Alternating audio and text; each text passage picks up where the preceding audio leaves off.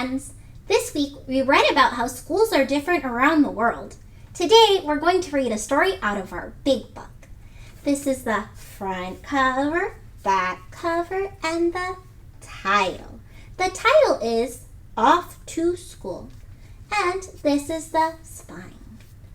Now remember, this big book is special because it doesn't just have one story, it has a whole bunch of different stories. And when I open it up, I see the title page. That's just to remind you of the title in case you forgot. And when I turn the page again, I see a special place called the Table of Contents. The Table of Contents tells you where to find things. Before we jump into our story for the day, what does it mean if you say that a person rules? Well, just like we have rules at home and at school, when we say someone rules, that means they make the rules. The lifeguard rules the pool area. They make sure people are safe and follow the pool rules. Our story today is called Kids Rule at School. And when I move my finger across the page, I see it's on page 44. So I'm going to go ahead and turn to page 44. And there it is. Again, Kids Rule at School. This is the title, author, and the illustrator. Remember, the author writes the words and the illustrator draws the pictures in the story, and the pictures that they draw are connected to the words on the page. Now, this is a type of story called a fantasy. That means that people, animals, or objects are able to do things that they can't do in the real world. So it's very different from the selections we've been reading the past few weeks. Before we start, we're going to do a picture walk. While we're doing our picture walk, I want you to look at the pictures and make some observations. Think about who the story might be about, what you think is happening, where are the characters, what are they doing, how do they feel? All right, friends, let's look at our story. And again, think about where they are. What do you think is happening? How do the characters in our story look like they feel?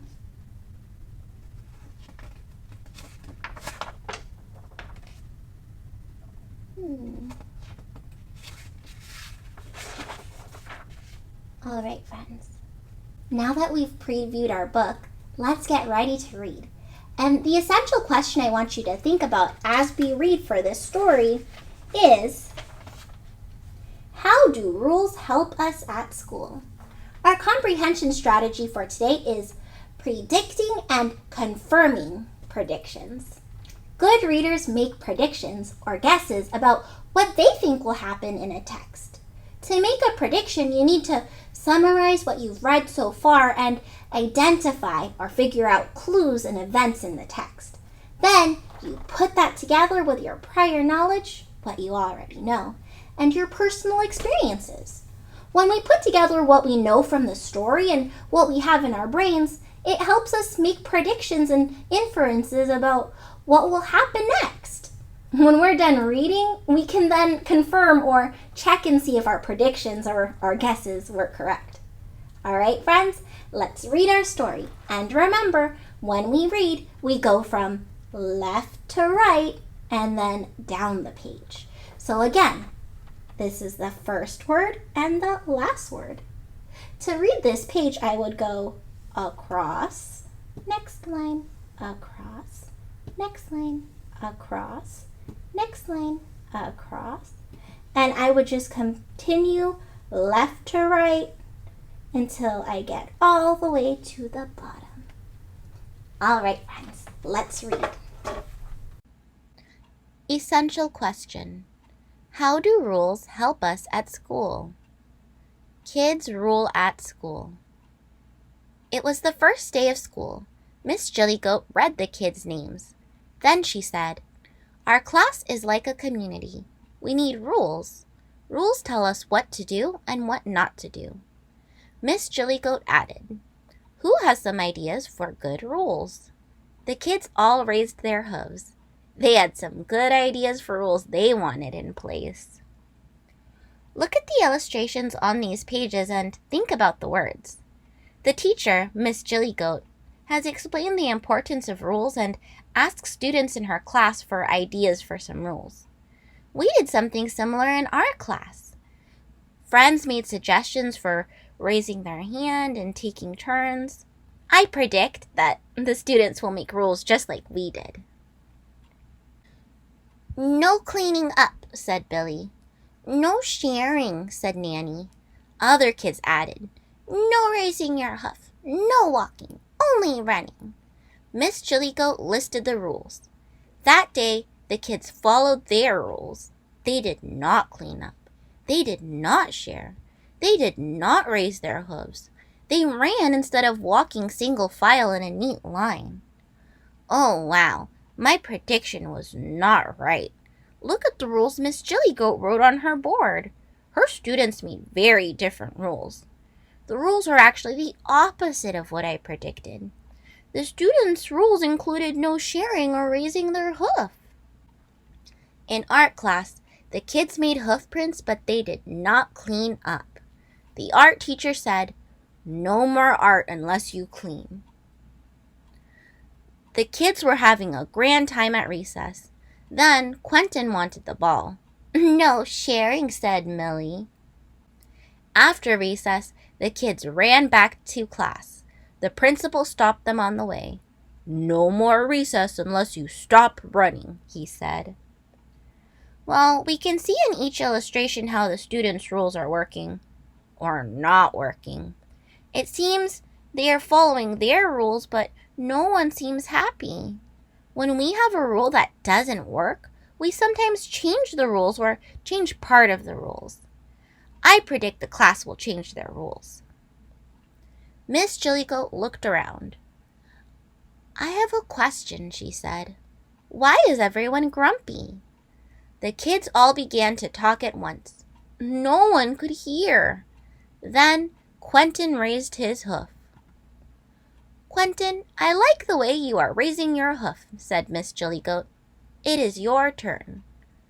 Quentin said, the art teacher said no more art, kids said no more sharing the ball, the principal said no more recess.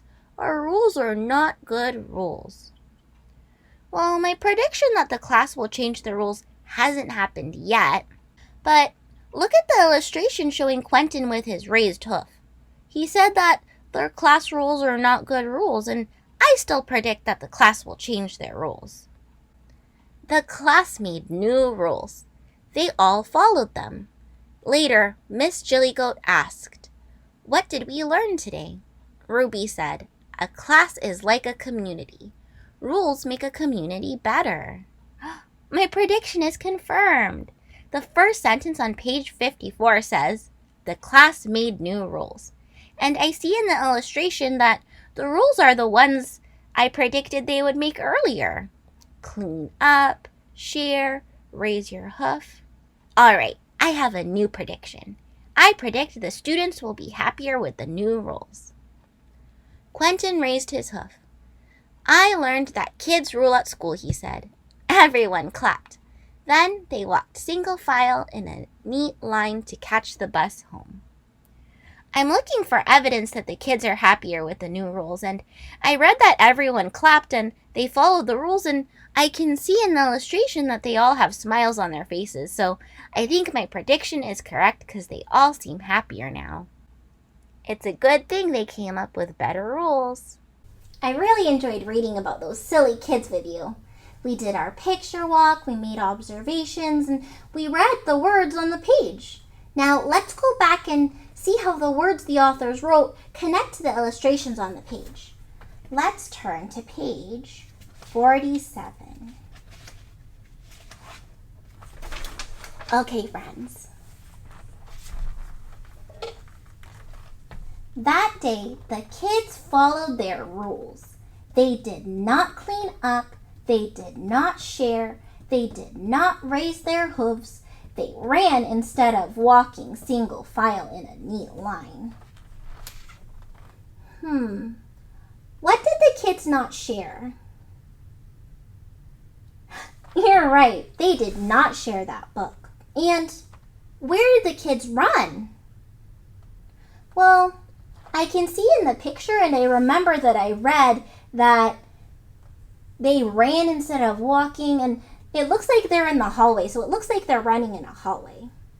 Let's see how our story can help us learn new words. The word community means a group of people who live near each other in a place. Let's look at the selection to check that definition. All right, friends. It was the first day of school. Miss Jillygoat read the kids' names. Then she said, "Our class is like a community. We need rules. Rules tell us what to do and what not to do."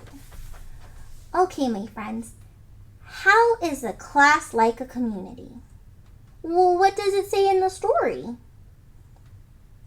Well, they're a group of people and they're near each other in the classroom.